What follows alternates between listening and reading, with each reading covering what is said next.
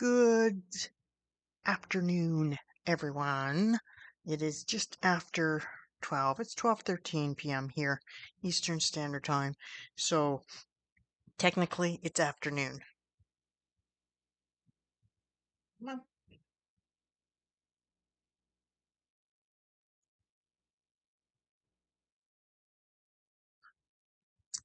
my doggo just came in. So there you go. Anyways, okay. So what we're going to do today, we're going to do some experimenting with some neurographic art with watercolor. And we're going to use some salt for texture. We're going to give that a go and see how that works. And I'm also going to be using, if you're familiar with neurographic art, it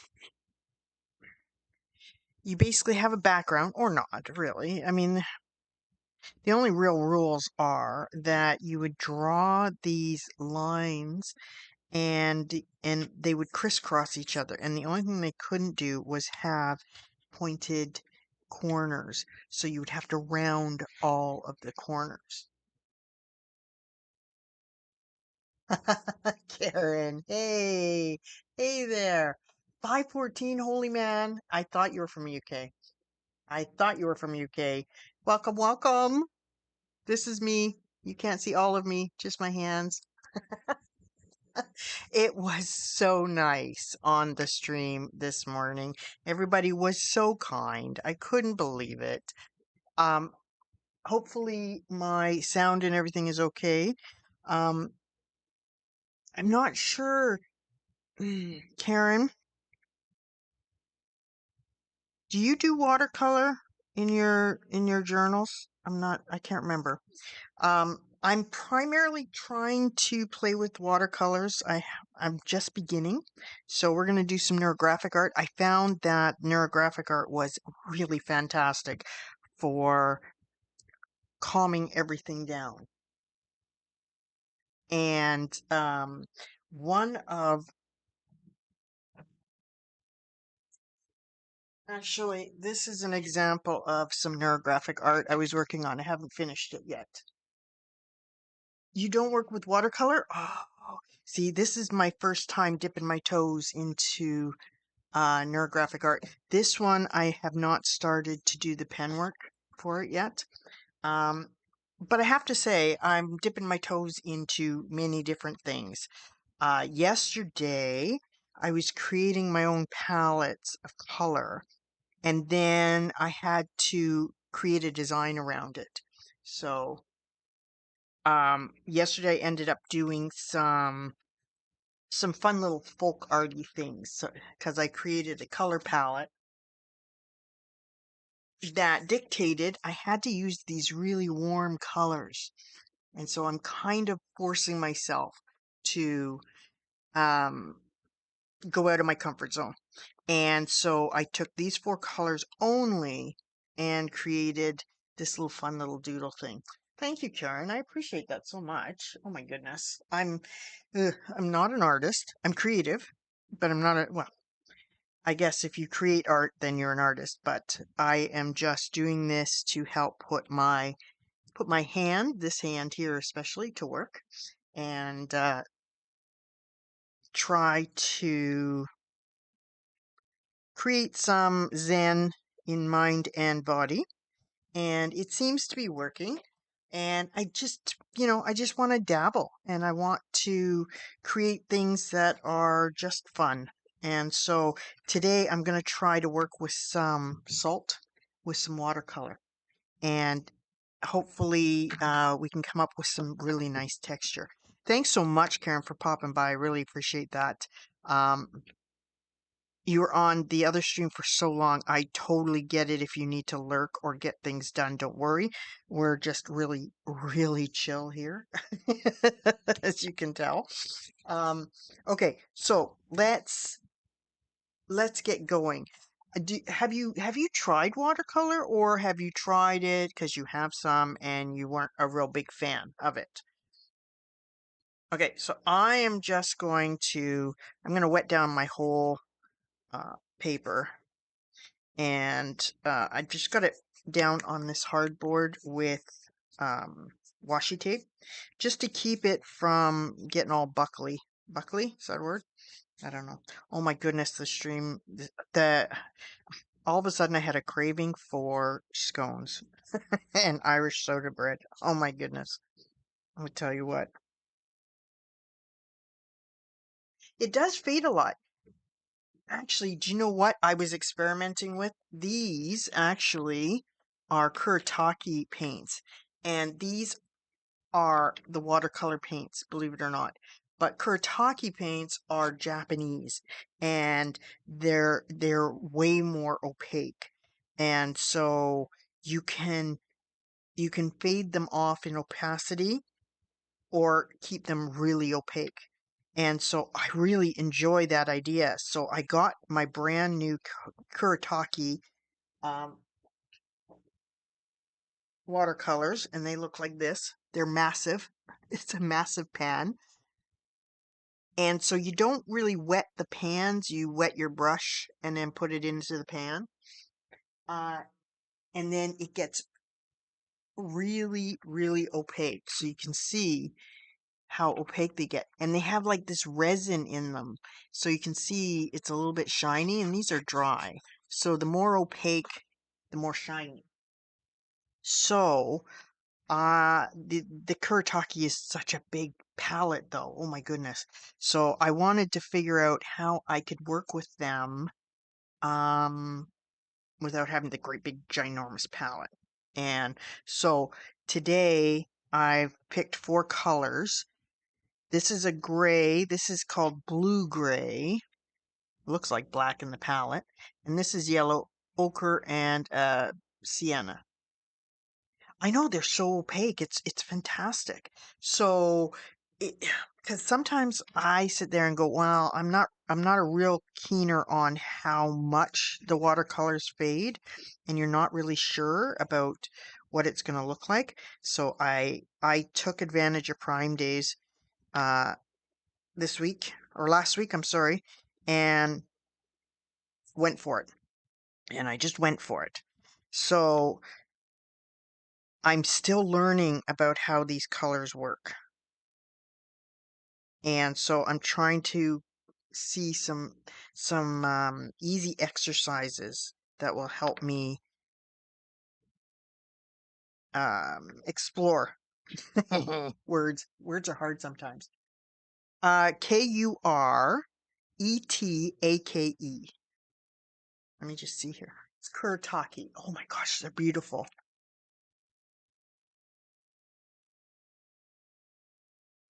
I want to say that. Wait. See, and the thing that I really enjoy is with this palette, this is the 48 palette. They have the names here and they have the names on the back, and a lot of times they match up. Oh my goodness, they're so good. They're made in Japan, and the colors are insane. And the box is even beautiful.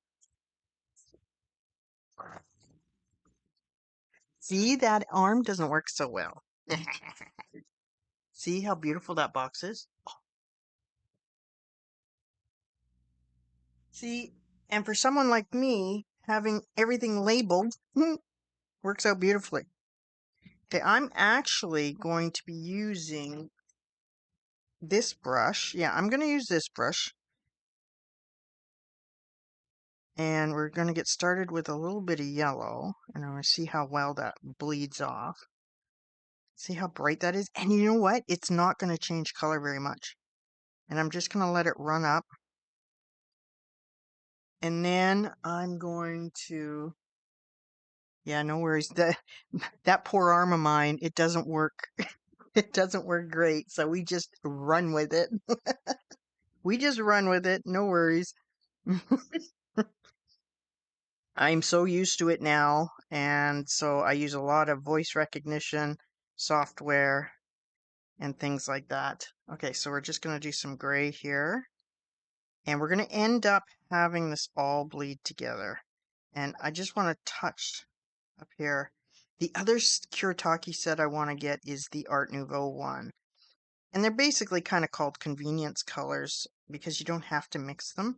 So they come in really, really handy. Okay, so we're just gonna bleed that a little bit. Yeah. It'll come. Do you know what I started doing that really, oh, wait, doggo wants out.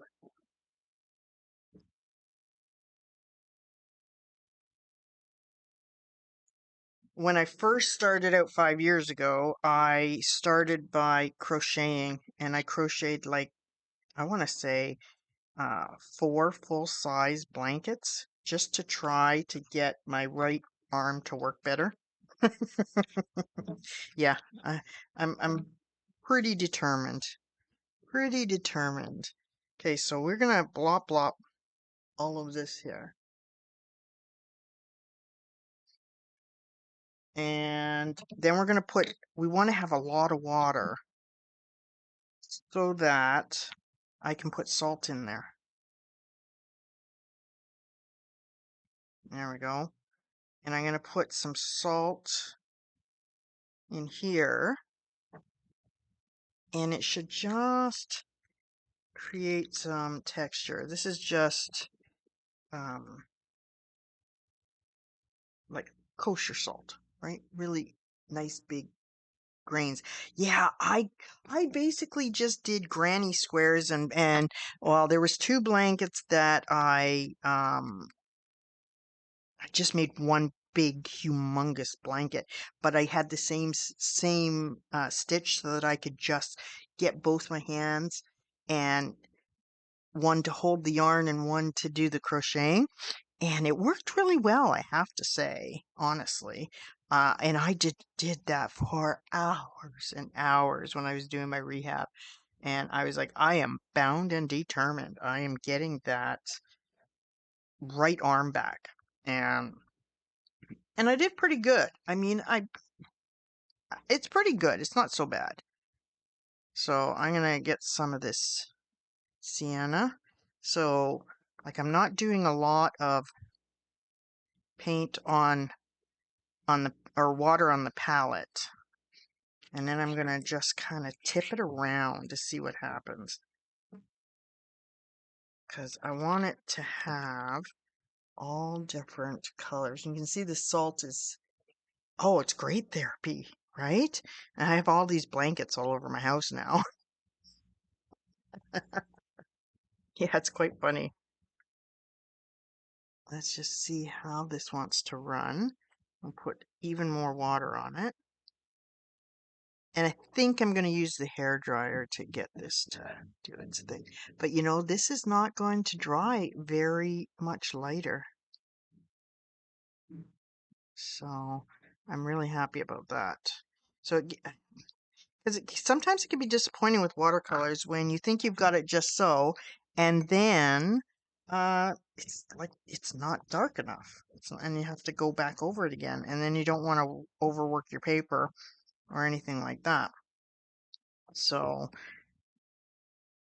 I'm just going to pull up some of this water. So what'll happen is this salt will absorb a lot of this water. And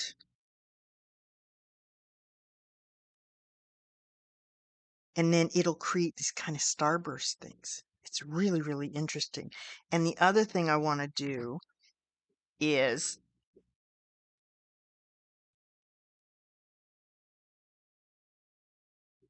I'm going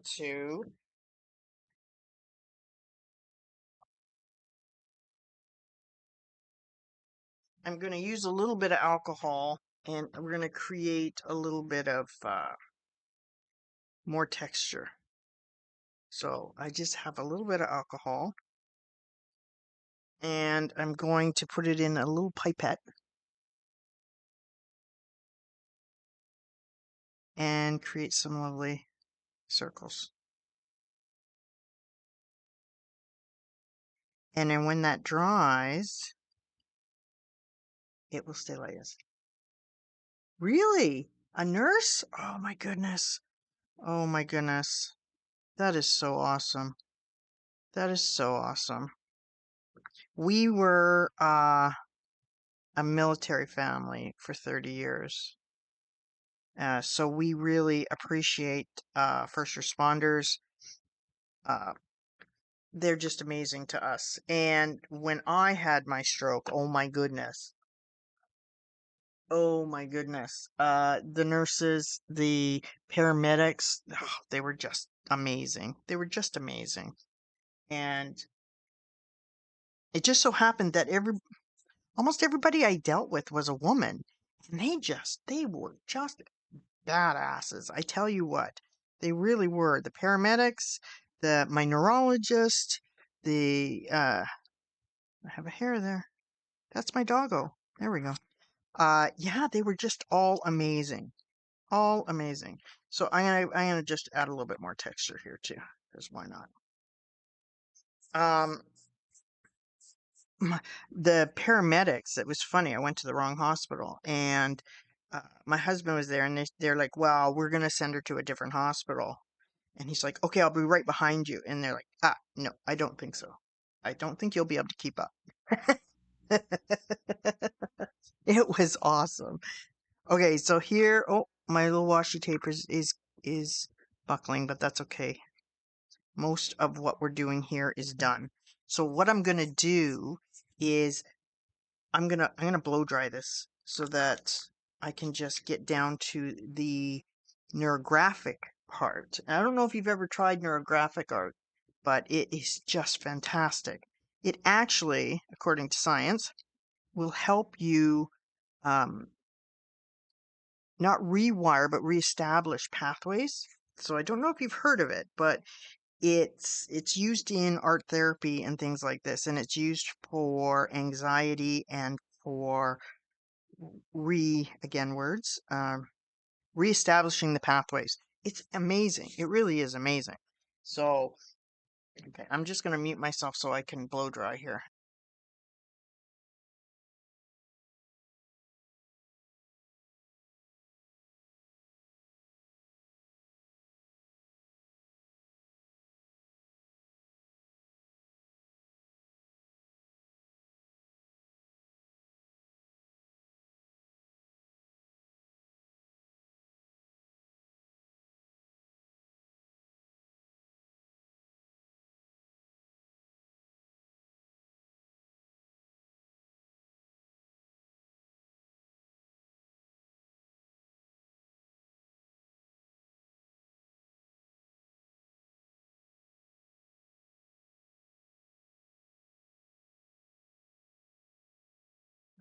Oh, yeah. Fibro? Yeah. Fibro is a beast. It is an absolute beast. My neighbor has it. Um, my girlfriend has it, and their fibro is so difficult. It really, really is. Oops. Um, I'm just gonna take that off. But the thing is too though, like when I first started, when I first started, I did massively huge patterns and I used this big humongous marker and it was really it was good. And then I slowly and slowly and slowly started using smaller, more precise tools. And the thing is though, you know what is really good? What some people do who don't have the ability um to actually do the art. When you watch somebody do the art, it feels amazing. It feels really, really amazing. And it is really calming. And it's just like with Janet when she's putting together that princess. It's just so calming. And you don't actually have to be doing it to feel like you're relaxed. And it's just fantastic. There we go. And the thing I like about this is you notice that it doesn't look like anything. Ah. Yeah, it doesn't look like anything, so it doesn't have to be perfect. I'm working on my little flowers and stuff too. Apparently, doodling is a big thing now. So, oh, I'll tell you what, Karen, I appreciate more than anything where I'm at now. So um, I do the best I can because when I had my situation, I was really quite young. I was only 50 years old, and so everybody was really quite shocked at what had happened. So I was like, "Oh my goodness, oh my goodness." So I am just so glad of where I am. And I'm glad that everybody is so open to doing art online and all of this stuff. It's fantastic. She was a nurse too? See, you could tell. Nurses are a special breed of people, I tell you what. They really are. And I admire nurses so, so much. I really do. And regular people aren't built like nurses are. And it's their service is amazing. My dog is digging away. Yeah, I was young. Yeah. Yeah. And everybody was like, "What on earth? Why did that happen?" I have no idea. I have no idea. But uh the only other thing that I am is very, very stubborn. Really, yes. I knew a woman in my travels who had a stroke when she was like, oh, I want to say she was 28 and she had three little like itty bitty kids. Oh, it was terrible. It was terrible. And thankfully those things are not that common. And I live actually in a town where they're doing some amazing research on strokes, and they have a new technique now where they can have somebody who is completely paralyzed and they can reverse it all. It's just amazing. It blows my mind. Nurses are not, well, nurses are getting a bad rap in a lot of places now. I know in Canada we did the whole pan smashing thing in appreciation for our nurses and things, and then people stopped, and then they were being all difficult about things. And I don't understand. People are in a difficult headspace, and uh, I think when people get confused, they don't know which end is up, and then they get angry. Our country is a lot like UK, but I don't know. We have fewer people here, and we're way more spread out. So I don't know if that has anything to do with anything, but yeah. Yeah. Yeah, I thought you guys did too. I thought you guys did too. And then the world went haywire. And so I really appreciate that people are talking more about mental health and that they are more open to different techniques and being able to shut things off and admitting when they're having troubles and being able to say they're disabled and all of these things. I mean, even just before the pandemic, I would have been uneasy about saying what had happened. But now I'm like, I don't know, maybe it's because I'm older, but uh it's like I mentioned in the stream, in Janet's stream, about the poem I Wear Purple.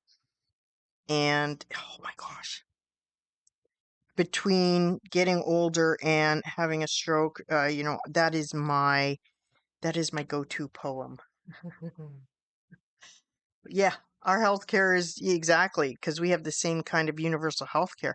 But you know what? Canada is one of the only countries has universal healthcare, but not pharmacare. Does UK have pharmacare? I don't know. But yeah, we gotta fight and battle over that. I don't understand why. It doesn't make any sense to me. It really doesn't. Okay, I'm just gonna blow dry here for a second.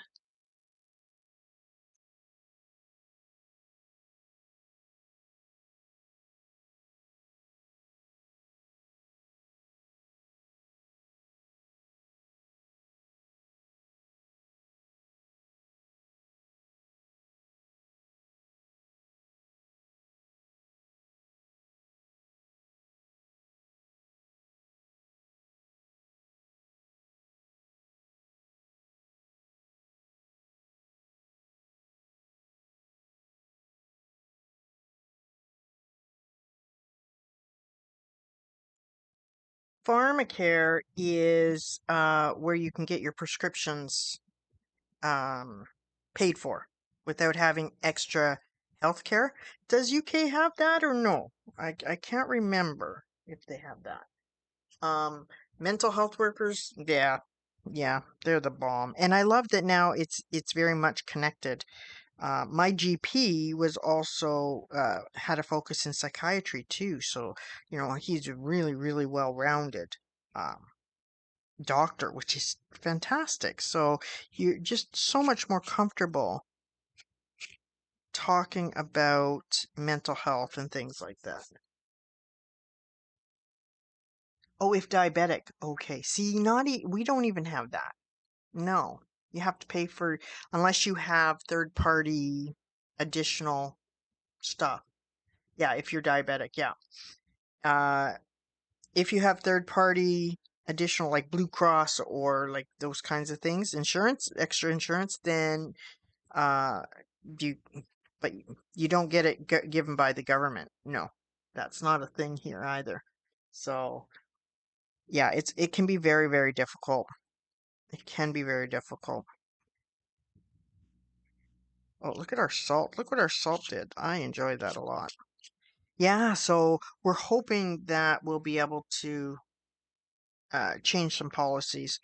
Really depends on what goes on um, everywhere, really, I want to say.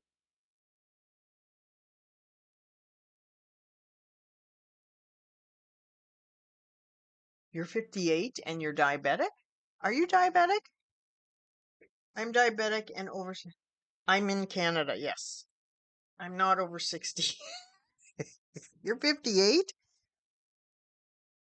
Were you a 66 baby? I want to say you were a vintage 66 baby. I'm in the capital city of Canada. Yeah. Yes. There you go. All of these, I kept hearing everybody saying I'm a 71 and an 81 and a 99 baby, and I was like, oh, they're just young. They're just youngins. Just youngins. That's funny. Yeah, I'm a 68 baby. I'm a 68 baby. Okay, so I think this is dry enough I can scooch it off now. See? There we go.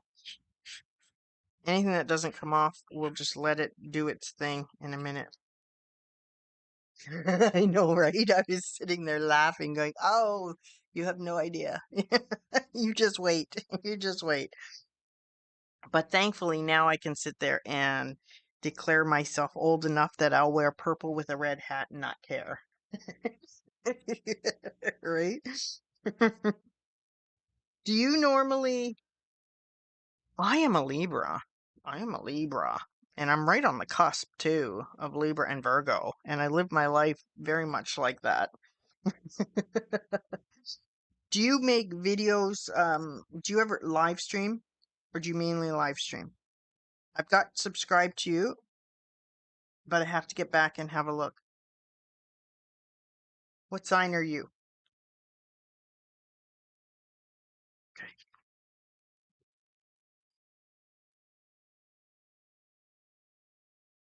Winnipeg? Ooh, ooh, ooh. Barbara. Barbara's from Winnipeg, I believe. When I talked to Barbara, I believe she's from Winnipeg as well. From Janet's stream.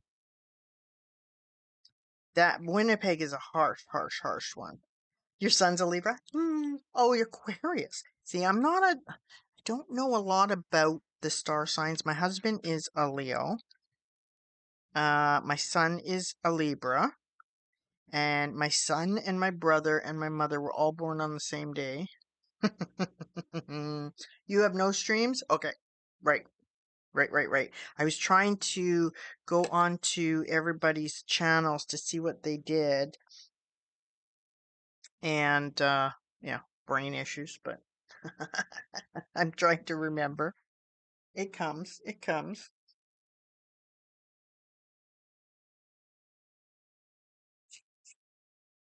And actually, wait, when is UK, does UK have Thanksgiving or no?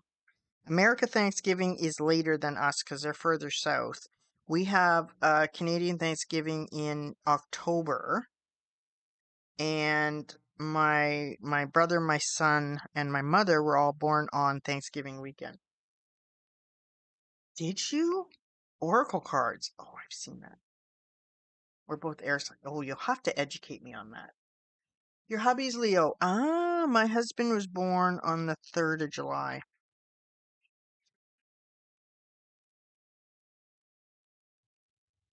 Wow. That's amazing. See, I don't understand a lot of the what zodiac, is it zodiac? Zodiac signs? Yeah. Winnipeg gets really harsh weather. Oh my God. You got to be tough coming from Winnipeg for the weather. Oh my goodness. Yeah. Yeah. I could use an education where that comes in for sure.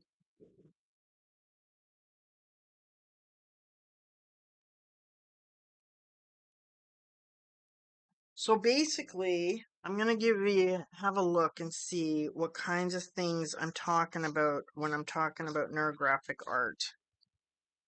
See, this is 11th of August. Ah, okay. That's one. And oh, early on. I want to say early on. So this is kind of what the kind of thing it's gonna end up looking like. Puppy in August. Okay. See, these are just kind of some examples. But when I first started, do I have one of my first ones? I don't know. Yes, I do. These were my first ones.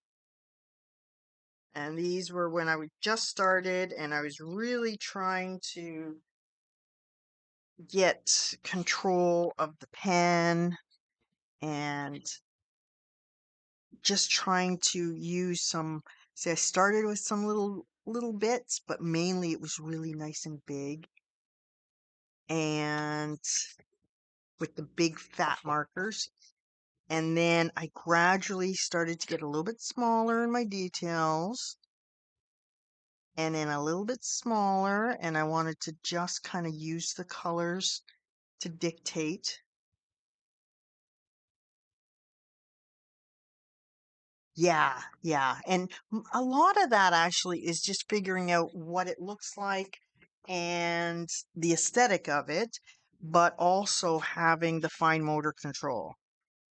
And you know what I discovered too? If you can see all the little dots, they actually have a pen that is battery operated that you can put down and it will do all the stippling for you. It's amazing. Yeah, you can make postcards out of anything because the reality is, one thing that I was doing was I would take this big sheet and then I would just cut it into whatever size I wanted. And that way I could work really big, but then I could cut it down and make either postcards or bookmarks or whatever, and then just trim it down. And it ends up looking really interesting because then you have a portion of it. Because even if I just did like this, right, you can see how pretty that would be, right? And you can do that and just cut it up. And I do a lot, like even this one I'm going to cut up into postcards. I have a little library. I don't know if they have them in the UK, but I have a little library on my property that I built, and I'm going to cut these into strips to make bookmarks. And then I just give them away for free in my little library. And so you can still work really big and then cut them up. Like this one I might turn into bookmarks. And I think that would be kind of interesting. I think that would be interesting. And one of the things I do when you mention color matching, yesterday, oh no, was it yesterday? Anyways, on my last stream, I was taking some of the Kuretake paints, and a lot of the names are the same as other paints and other regular colors. And I found a website where you could put one color in and it would give you four other colors that go really well with that. The color matching, right? So that's how I created these color groups. So this is a group, and then I just put the numbers, and so this is like a vintage palette. And so when I want to do something in vintage, I'm going to just grab these four colors, and then these are the folksy type colors. But you can just put one of the colors into the search bar and it'll pull up a bunch of different colors for you that can go, and you can help create um, palettes. It's really, really interesting. So yeah, if you paint really big, you just cut it into strips. I might do that with this one too. I'm going to put some extra gold on it and stuff because it's kind of plain. And I didn't do any of the little dots or anything. Um, so you can kind of see where this is going to go. The color wheel is awesome too. It's really good. But sometimes we get this color block or creativity block, and you're like, I don't know what to do. And so even for today, I said, I'm just going to pick four colors uh, that should go together, and I'm just going to create the background and then just do the lines. And because I do have a hard time even using the color wheel creating different colors. I don't know why, but it doesn't compute very well. It used to, but it doesn't now. So I thought, well, you know what? Let's just use the resources that the computers, the internet. Let the internet figure it out for me. So that's what I do. Okay, so now we can see all the beautiful texture here. So it darkened it and lightened it, and I didn't really do anything. I just swooshed color on and then put salt. And then this is the alcohol circles. Yeah, I mean the color wheel, I have one. I have one, and I thought it would be lovely and clever to use, but it's like, okay, so now it's in the bottom.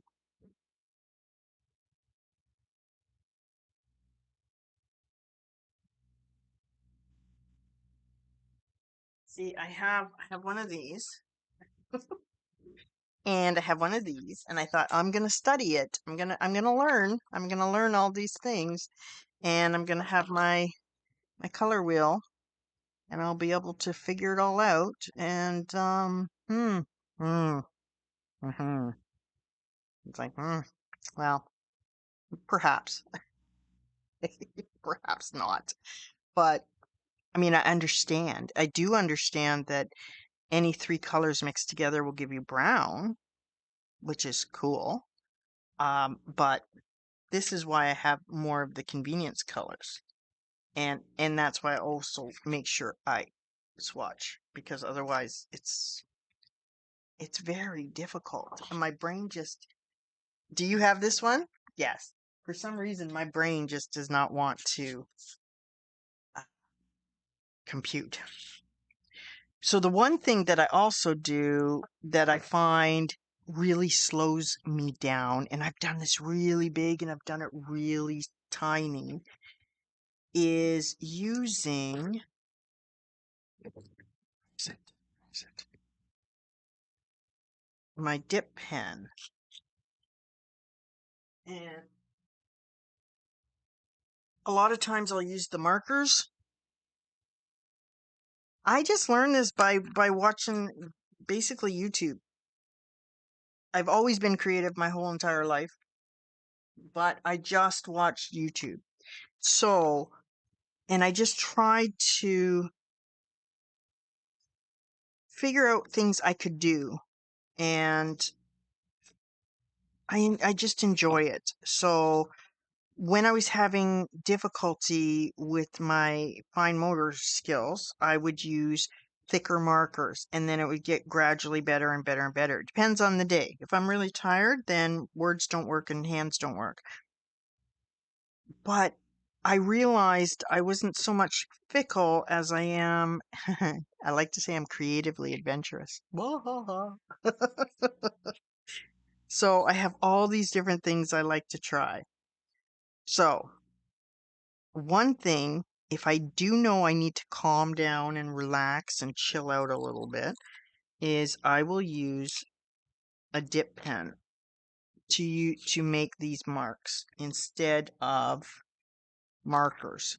So instead of using markers for this, I will use a dip pen. And it forces me to slow down, and sometimes I'll create the lines first with marker, and then I will go over it with uh, a dip pen.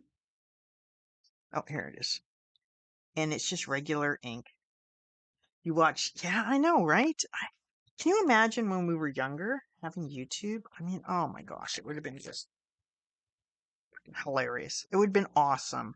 Things would be so different, wouldn't they?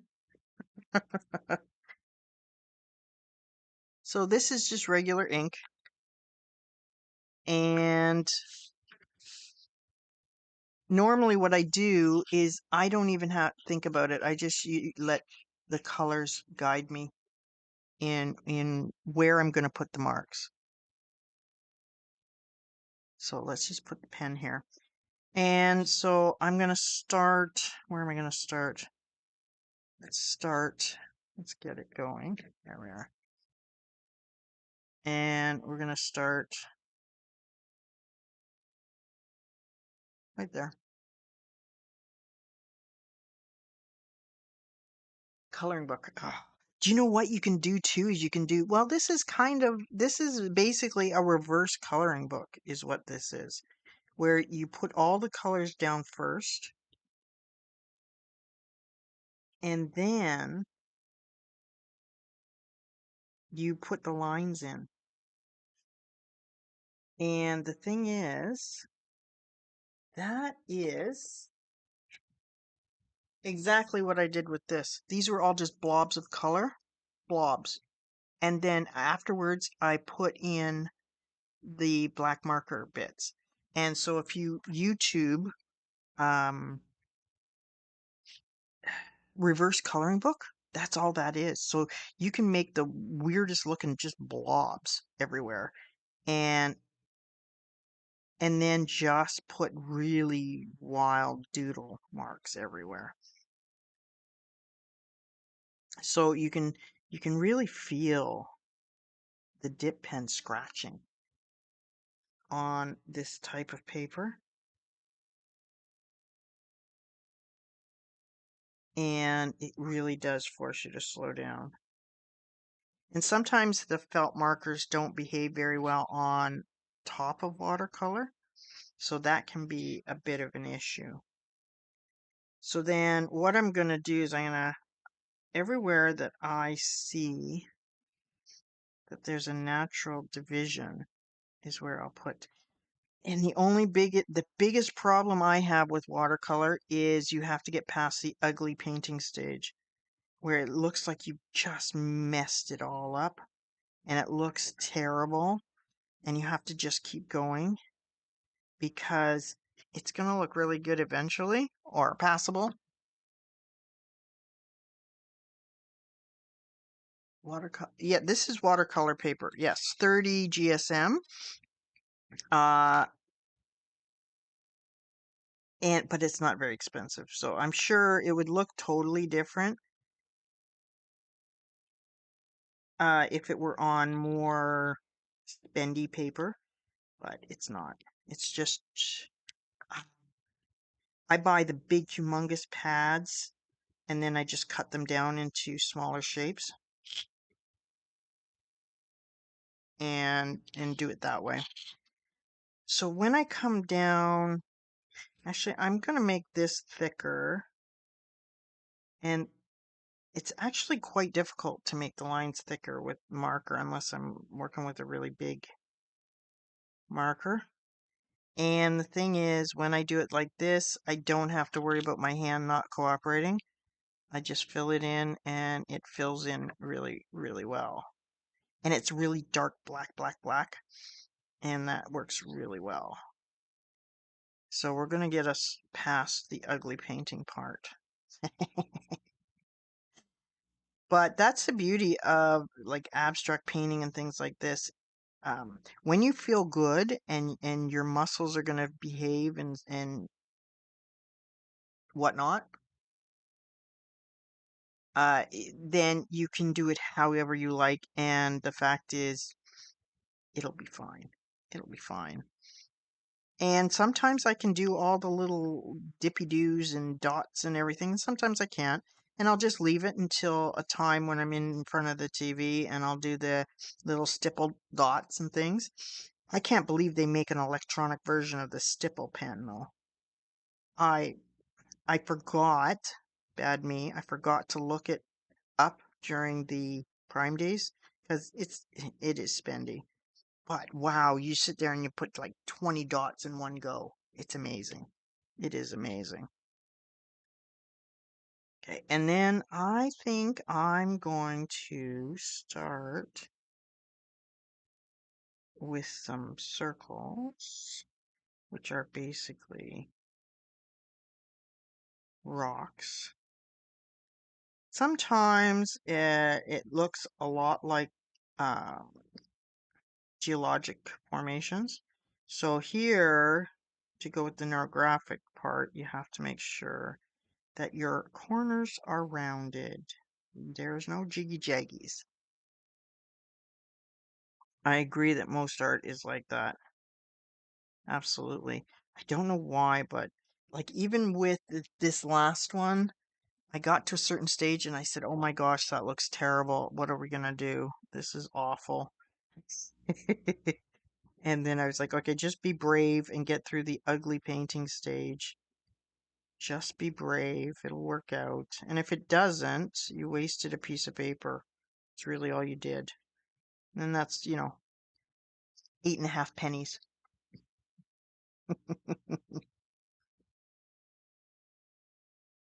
So if I was gonna do regular,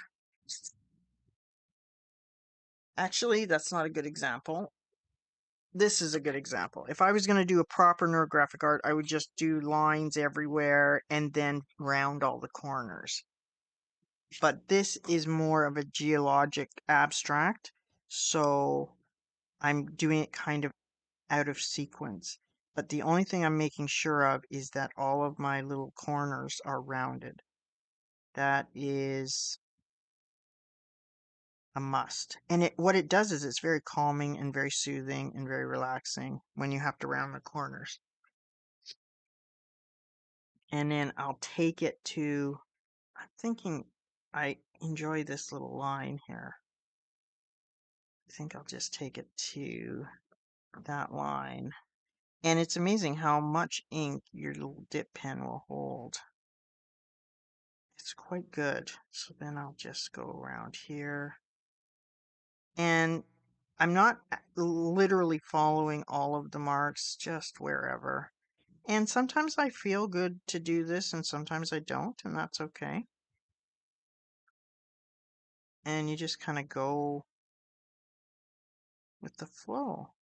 And some of the rock formations will be, you know, uneven, and sometimes they will be really round and really nice. And you just kind of get lost in it. It's really quite interesting. And I've even tried, I don't know if you've tried it or not, I've even tried glass pens. Those are very interesting, I have to say. They're very, very interesting. Don't know how they do it. People do calligraphy with the glass pens, and it's really interesting. I've never been good at lettering, and my arm just does not enjoy that process at all. But with this, I mean, I can just do it however I want. Nobody can say it wasn't supposed to look like this. You've not tried the glass pens? Hello, hubby. I like them for actually doing this kind of thing. I think this one I did with the black ink from a glass pen. And I got a set cheap off of Amazon. It must be your supper time. Is it not past your supper time? Because I want to say you're 5 hours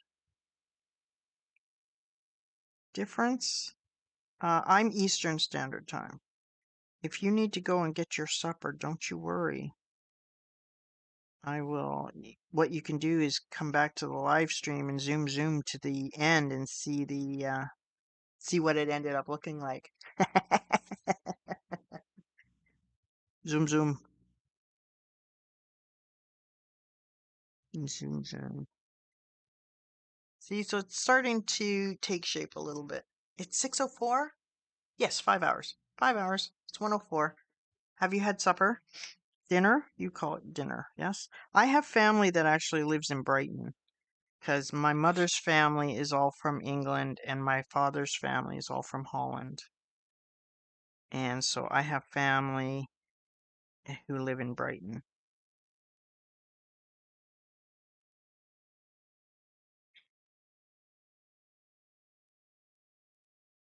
You're not done. You haven't eaten yet?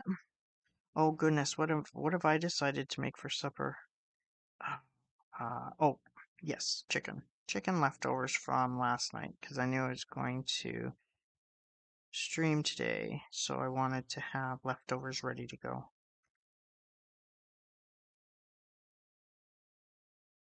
Really know. Yeah, it is, isn't it? And actually, during the pandemic, we saw a lot of we subscribed to BritBox, and we saw a lot of the crime shows do from Brighton Beach and things like this. It's very pretty there. I have never been, believe it or not. We've been with the military. We've been overseas and whatnot, but my husband's been to UK because his family is from Sheffield. His mother's family is from Sheffield, and his father's family is from Ukraine. Um, so he's been a few times to see his grandma and things like this, but I have not made it to UK. Oh, biryani is yummy. Biryani is beautiful. I love biryani. So good. That's very yummy. Oh, you've inspired me. I might make biryani later on this week. I've done it in the pressure cooker. Don't know if you've done it that way. I've done it in the pressure cooker, and it's really yummy that way. I made Moroccan chicken yesterday, and so we're gonna have leftover Moroccan chicken. So I think that'll be yummy. Yeah. So you've already eaten? Good, because I don't want to interrupt you. My doggo is sleeping away. I had to laugh at Janet's dog. I have a small one. Malaysia. Nice. Nice. Oh, is he a good cook? Mmm. I have a friend of mine, actually a high school friend of my husband's, who his family were Canadian. He was born in Canada, but then he went to and lived in Hong Kong, and now he lives in Australia. And he teaches mahjong. He used to teach mahjong on cruise boats, cruise ships, and now he's settled down to teach mahjong in Australia. My dog's breed is a bit of everything. He's only 20 pounds. Uh, he's part border collie, part dachshund, part corgi, And the vet says he's all wrong. All the parts should not go together. It's awesome to have a hubby who's a good cook. Oh my goodness. That's fantastic. Yeah, my doggo is a little bit of everything. We rescued him from the north, and so he's got all the different bits to him, all the different parts. Is Malaysian cooking, does it have a lot of spice, like hot spice or just flavor spice? Yeah, he's not big dog, but he's got a big personality. Oh my goodness. So I'm gonna take this over here too, because I see this little line.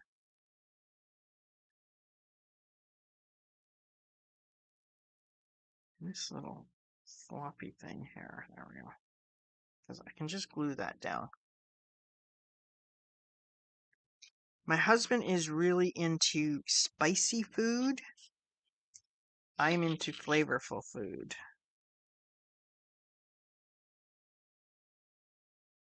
But my husband loves hot and spicy food.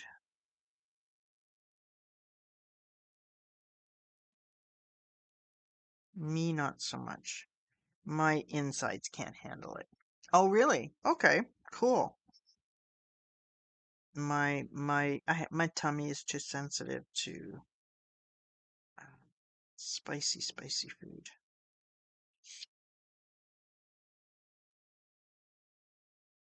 Okay, yes. So, lots of deep, rich flavors and also a kick of spice to them, right? We really like cooking with cardamom and um, cumin and things like this. They're like the really earthy, rich um, flavors. And then my husband we create sauces and things for my husband so that he can kick up the spices. My son is not a hot spice fan either. Yeah, mild too, as long as it's got good, really nice flavor. Yeah. Okay. Yeah. I'm not a fan of spice at all. Like hot spice. No hot spice for me. I don't know. My tummy just not cut out for that. So you can see where doing this kind of stuff is really meditative. My son is 30 this year. He's 30. Oh my gosh. I can't even get over it. Can't even get over it. He's a librarian with a school board here in Canada. And yeah, it's crazy. Where did the time go? Karen, where did the time go? Don't know where the time went. I really don't. You know what I think I'm gonna do here? I think I'm gonna double up this line and I've got this gold dip ink. 17.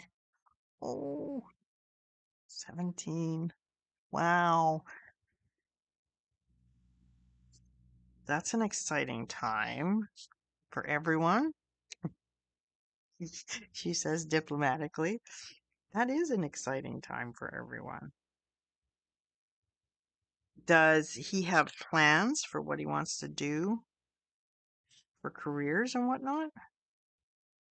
My son had a really hard time figuring out what he wanted to do. And then the pandemic came and that put a wrench in everything. It's terrible.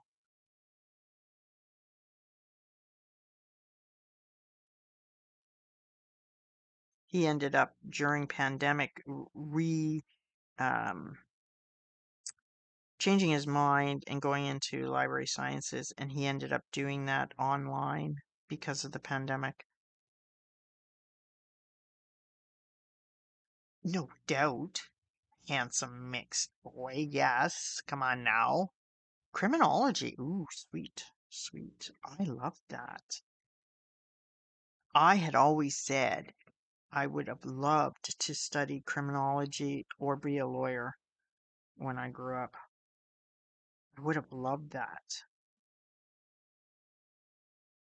So he is going to get a, I'm not sure what they call it there, degree, a 4-year degree or a master's degree. Like for us, it would be he would go to university for 4 years and get a degree, and then he would go and specialize if he wanted to. Yeah. White British plus uh, Asian is beautiful. I mean, when you look at Canada, you know, that's basically what you're looking at because we have all the generation before me. I'm first generation Canadian, and they're all uh, white coming from Britain and Europe and things like this. And then you've got the next generation coming from all over the place, and then you're making beautiful babies. That's basically what you're doing. So he's going to start probably, is he going to start his degree next year? Our kids are out of school right now. Our university and regular and elementary and secondary school, they're all out of school right now. They go back in September. So they have basically July and August off school.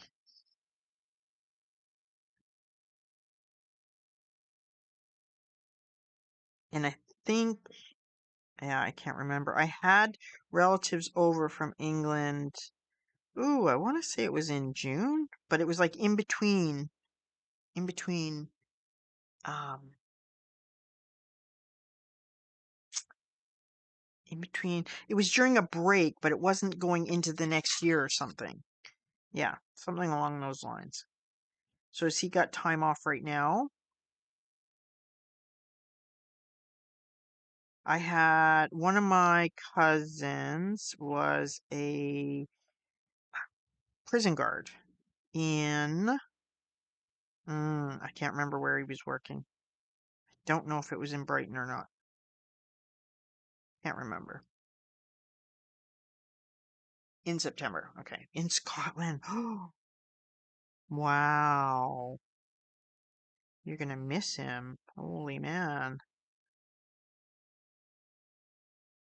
That's exciting though. How exciting. And you know what's funny is my husband, I can hear him banging right now. He's in the garage. He has got two little cars, little British sports cars, TR6 and TR8, that he just tears apart and puts back together all the time. Or they don't work, and that's just the thing. But he loves his old British cars, so he's working on that as we speak, and I can hear him banging away, fixing something or tearing something apart. And he got his very first little British car when he was 16, and he loved it. He loved that little car. So then, life, and he got his next one again just before he retired, I want to say. And so now he's got two, and it keeps him busy and not underfoot, which is nice. So that's a thing. But yeah, he's got his little TR8 and his little TR6. Boy toys, I know, right? Yeah, the boy toys for sure. I agree. And him and all the gray hairs get together. We call them the gray hairs. And they go and they talk about how their cars aren't working and how they wish they would, but then they love them.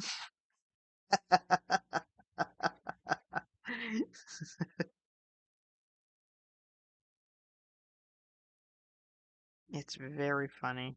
So they went out for a lovely little drive yesterday. We went out to a car show on Saturday.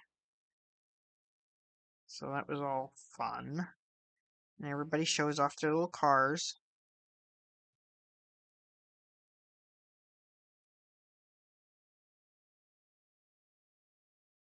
You dye your hair? So do I. So do I. That is not my normal hair color. Did you do the whole I'm gonna go gray over pandemic and I'm just going to be okay with that? I did that. And then I stopped.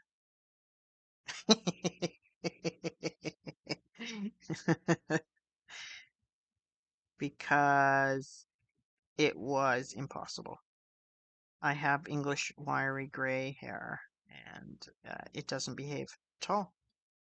It doesn't behave at all. Is it? There you go. I bet you it's the same number on the box. I tried. I tried during the pandemic. I tried to embrace the gray, and mainly because you couldn't get to a salon too. But yeah, that's a thing. Okay, I think I'm gonna go along here. We're gonna create that harder line. There we are.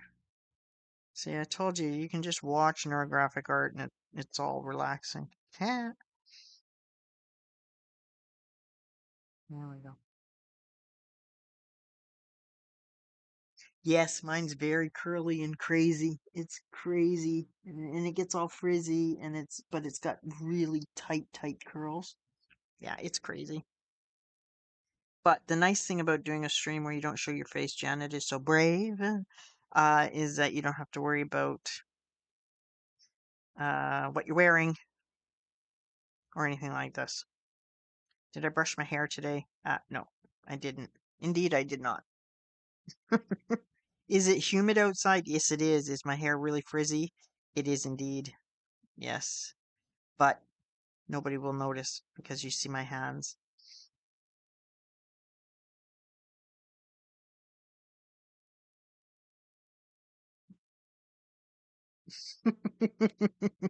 Yeah. And my hair is long too. I don't know if you have short hair or long hair. Every couple of years, I cut it all off. Like I cut it to my shoulders. I guess that's not really all off, but I cut it to my shoulders. And then I just let it grow for another couple of years and then I do it again. Otherwise, I just keep it up in a little, hair comb thing. Do you know what? It's been getting hotter and hotter. Um, I got too much ink here. Last week, I want to say it felt like 45 degrees. It was 35, feeling like 45. And we've had they call them heat domes, and it's been incredibly hot this summer. It's been really, really hot. And my garden is suffering terribly because the heat is just so insufferable. And here where I am, it's very humid. Very, very humid. You have short hair? I really wouldn't mind going with short hair. I have never been brave enough to go short hair. I have long hair because you can just kind of get away with more with long hair, in my opinion.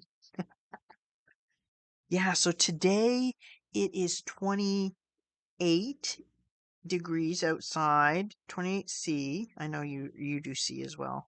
But it feels like 34, I want to say. Yeah. Yeah, it's quite chilly, or quite chilly, quite hot. And then in the winter time for us, we'll have a polar vortex, they call it, and it'll get down to minus 30, feels like minus 42, I think it got down last year. Yes, yes, you feel like you're gonna melt for sure. But we lived in Cyprus for a little bit, and yeah, that was hot. Hot, hot, hot. That's kind of what it's feeling like here now. So yeah, it gets hot, hot, hot. We lived in Cyprus in 2007 to 2009. And that was during a major drought too. So we couldn't shower um, every day or anything like that. Um, Honestly, I like the heat way better than I like the cold, I have to say. Oh my gosh. As the years go by, I like the cold less and less. I really don't like the cold. Yeah, minus 32. It's terrible. It's really bad. And here, like we used to live out west, where it's just as cold, but it's really dry and you don't get a lot of snow. And here you get a lot of snow. So by the end of the winter time, the snowbank at the end of my driveway will be over 6 feet tall. And so goodness, I don't like the snow and having to drive on the snow. It's just terrible. I don't like it at all. Oop, oop, oop, oop. I don't like the snow. And when we moved here, I was raised in Ontario, and I warned my husband, the snow and the humidity is going to be awful. And this is the only place we've lived where we had to own a snowblower. So, yeah, we have a snowblower because they leave the snow at the end of the driveway, and it is just brutal. You could end up with 1,000 pounds of snow at the end of your driveway. It's crazy.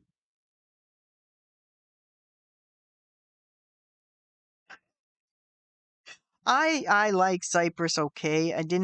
I wasn't a big fan of it, but like we had to live on the economy. We didn't live on the army base, and so that made it really kind of difficult. But you know what I had a problem with, ironically, was the lack of weather. We went 40 days without clouds and with no change of weather. I couldn't tell time. It was terrible.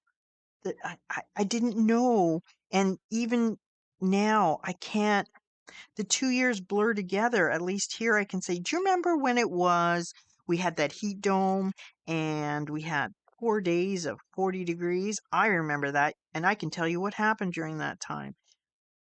But in Cyprus, there was no weather change and I couldn't tell time. It was terrible. Here in Canada, everything is marked by the weather. And I just could not tell the time. And I can't tell you in that 2 years when certain things happen. I can tell you what happened. I can't tell you when it happened inside of that 2 years. And it was shortly after we got there that the drought started, and it was just before we left that it ended. And so I can't tell you how much it reinforced to me how much we as Canadians anyways depend on the weather to help us navigate what happens in our lives. It's amazing. And so we had two tornadoes a couple of years ago, and we had a Derico, and it's a brand of extreme like tornado type weather, and we had no power for 9 days. And I can tell you everything that happened before, during, and after the Derico, but only because it was extreme weather. That's all. That's the only reason. I couldn't believe how many days we didn't have clouds for. It was incredible, and I couldn't believe how much that affected me. And I even to now I look up at the sky at the clouds and go, "Oh my goodness." It's awesome. I love clouds. I love clouds. But in Ontario here, there's a lot of extreme weather. We're getting more tornadoes and things. So we have a generator, and just to make sure we have a generator ready, whether it's winter or summer. Yeah, it's a thing. So We and I store lots of food and everything like this because anywhere in Canada you can get extreme weather. So, yeah. But yeah, that is the worst thing about Cyprus was not being able to tell time. Definitely. Definitely like cotton wool. I hear ya. I hear ya. So, yeah, I'm grateful for weather, but I don't like weather. Like I wish we have like 8 days a year where it's just the perfect 22 degrees Celsius, slight breeze, warm sun.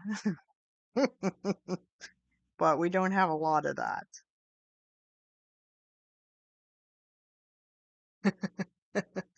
So this is gold. I don't know if you can see it, but it's very glittery. It's not really showing up very much, but this is kind of going to be like a little crease in the earth. What do they call it? Deposits. Words. Deposits. So that's my beautiful gold. It looks more glittery. You can tell in the jar. So yeah, with this you just do whatever you want. It doesn't really matter. And we're kind of getting past the ugly paint stage. I'll probably do more of this. I'll probably do that in this little thing, and of course I'll do all the dots and everything. Summer and winter, it really depends. I mean, this year, what did we have? We had, we thought we were going to have an early spring in April because it was like 28 degrees in April. And then we had more snow in May. And so you can't, okay, here's the rule. You can't plant your garden until the Victoria Day holiday, which is the weekend around May 24th. Don't plant anything in your garden because you will most likely still get frost and cold weather up until like June. And then fall, usually for Remembrance Day. See, I remember everything based on weather too. November 11th is our Remembrance Day, and usually you're going to wear gloves and mittens and gloves or mittens and a hat and but not your parka yet. So it's going to be around, it could be snowing. It could be snowing. But if you haven't gotten snow by December, then that's a problem. I've only ever seen two green Christmases in my life, but January to March is by far the coldest. That's when it's like minus 40. And then August is the super duper hot, but now it's kind of shifting to July and August. So your summer is really from middle end May until October, maybe. That's Thanksgiving. That's when the harvest is done. So that's kind of where we lay. But with climate change and everything, it's changing. It's really changing a lot. And it's getting less predictable. Like my garden is terrible this year because we had lots and lots of rain this year, but the temperatures have been really, really hot, and it's just been crazy. It's just been crazy weather. So we are getting prepared for more extreme weather too. How is it for you? How much how is your season split up? Because you only get down to 4C in wintertime, yes? And right now it's hot for you though. But how is it kind of broken up? When do you pull out your parka? Do you wear parkas?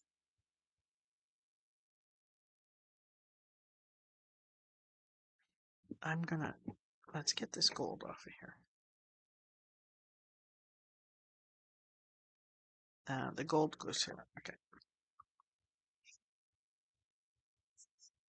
-4. Okay. So yeah, yeah. So snow, you get snow. Of course you get snow.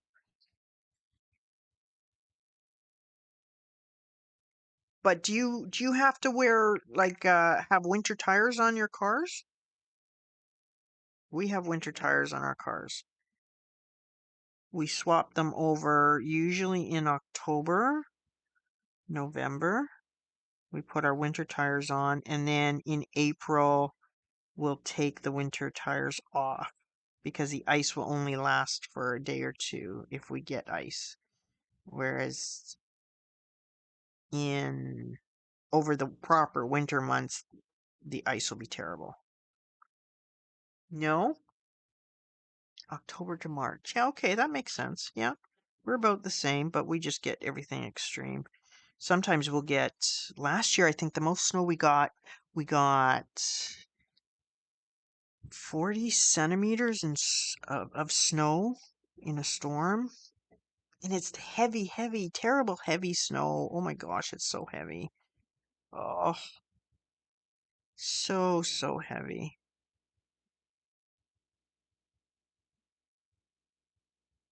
And I have a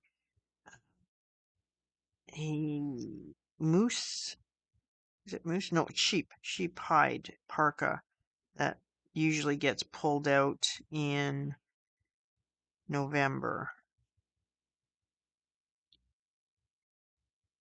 I know, right? That's insanity. It's insanity.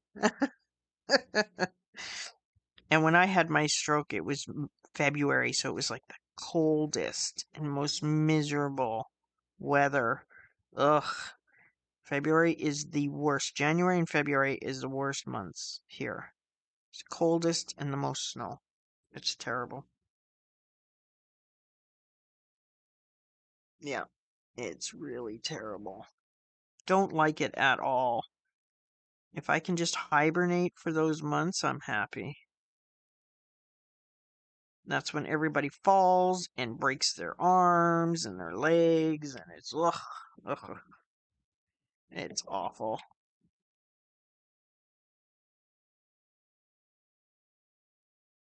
There we go.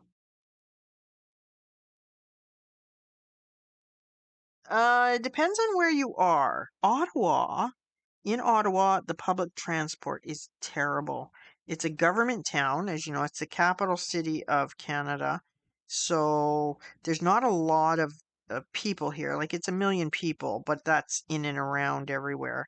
And we're trying to get a train system, believe it or not. We're trying, and it's not working. And it's just terrible. When I lived out west, they've had their train system since I want to say the 80s. But Ottawa is they've got a brand new train system and it doesn't work and it makes everybody mad and public transport is terrible. It just is terrible here. Out west it's good. West Coast is good. Um Quebec is not so bad. But here is not so good. It's not very good at all. And they want everybody to use public transport, but like the trains get stopped and it doesn't work properly. It's terrible.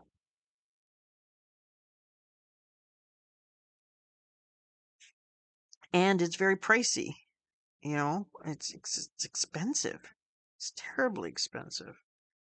So, and I mean, and with the pandemic, of course, everybody was working from home. So, public transport suffered, of course. I imagine it did where you are too. Now they're trying to get everybody to stop working from home, but everybody's like, wait a minute, it worked just fine. So they don't want to go back into the office, of course. And for a lot of jobs, I don't see it as necessary, but if you can work remotely, then great. I mean, it saves everybody a lot of money. But I don't know if that was a thing, an issue where you are or not. But it's definitely an issue because being a government town, most of the jobs, mostly everybody's government workers, and so all the office buildings are downtown. So the downtown businesses suffered, and now they want everybody back downtown. You have a good system? Oh, that's awesome. I mean, it makes life so much easier if you have a good system. My husband used to ride his bike to work, which was good. Um, and because he worked downtown, and we got posted here from another town in Ontario. We got posted with the military, and then my husband retired just uh in 2019.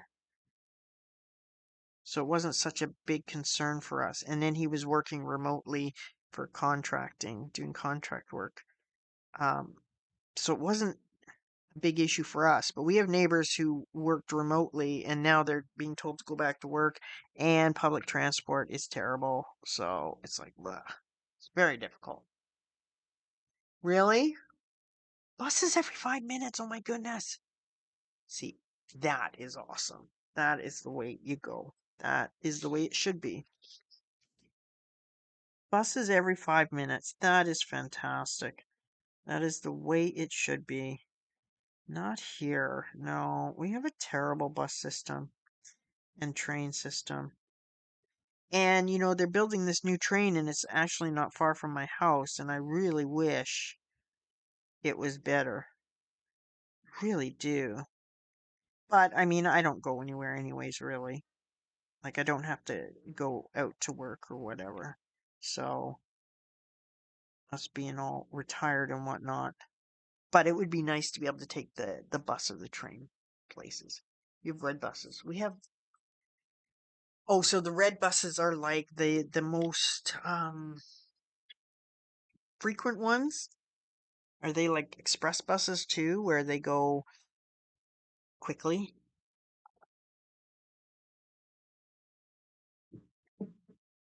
We have those too. But how much does a bus cost where you are? For us, I believe it's almost $4 Canadian. I don't know what the exchange rate is for the pound right now. But it's kind of spendy. It's pretty expensive. We do have seniors discounts, which is nice. Not sure what that is, but we do have seniors discounts.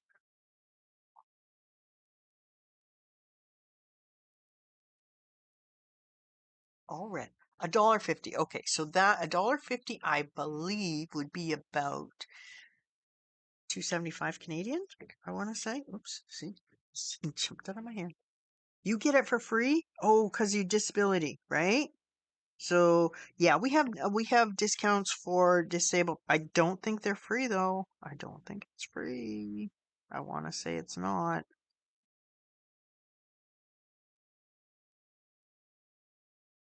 I think it should be.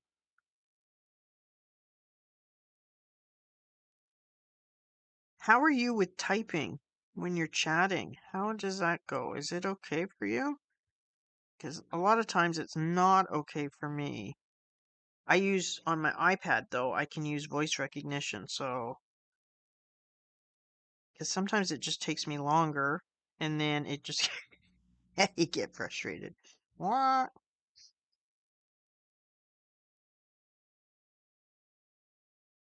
Okay, so if you're over 60 and that's considered senior, right? And then if you have a disability, it's also free.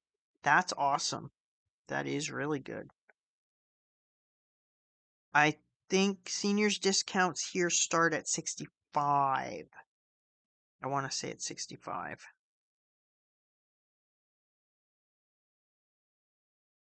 And any time for disability, but certainly not for free.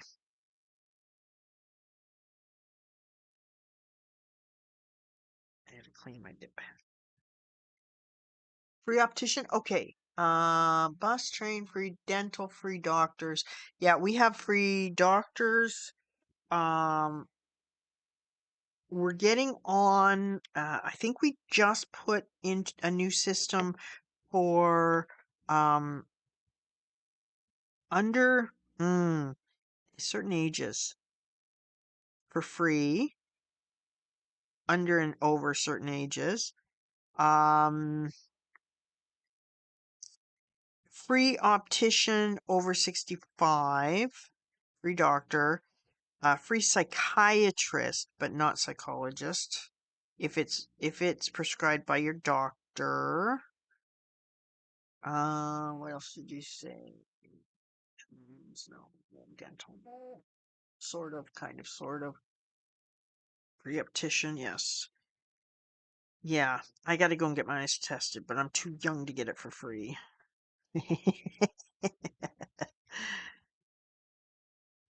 So I'm gonna have to get that done.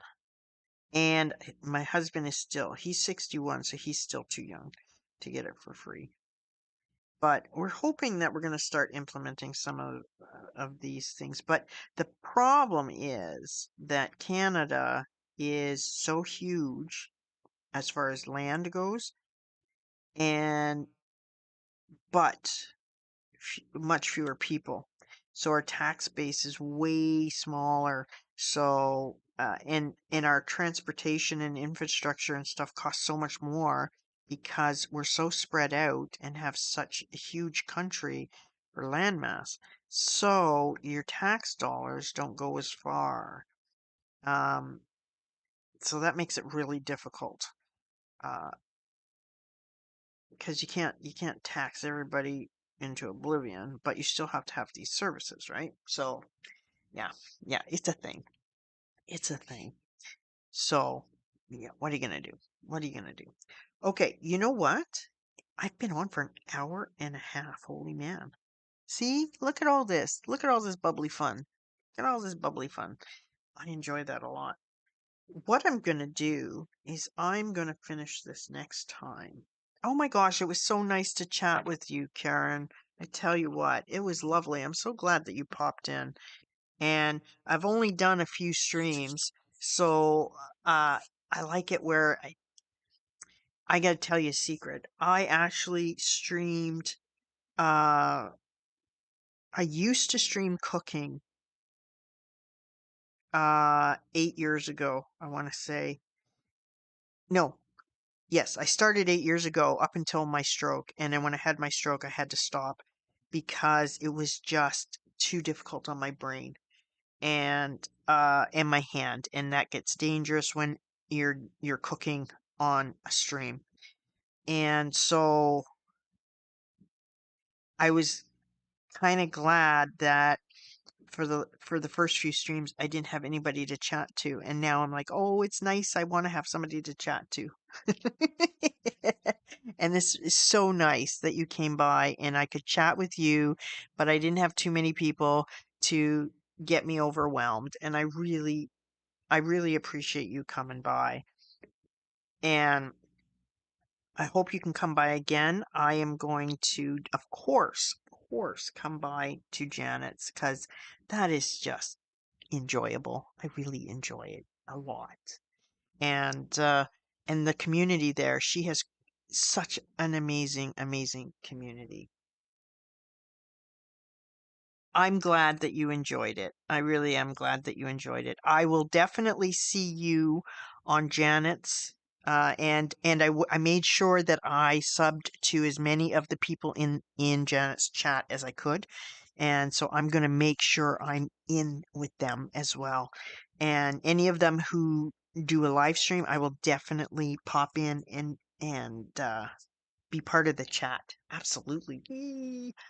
Okay, so I'm gonna go. You go and say hello to your lovely husband, and we will chat again. I'm so glad that we got to visit.